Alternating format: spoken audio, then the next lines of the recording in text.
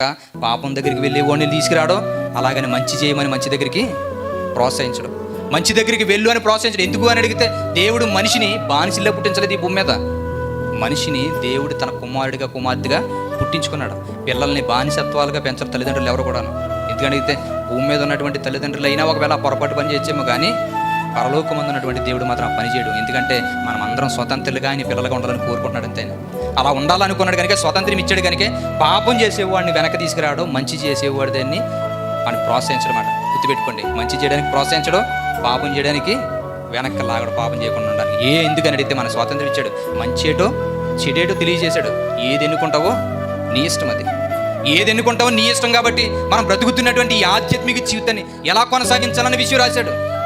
సాతానుగాడు ఎలా మోసం చేస్తాడనే విషయం చెప్పాడు. ఇప్పుడు ఈ విషయాలన్నీ తెలుసుకుని మనం ఏదో మనం గుడ్డెత్తి చేయలేకున్నట్టుగా వెళ్ళిపోయామనుకోండి, కొడతాడంతే దెబ్బ.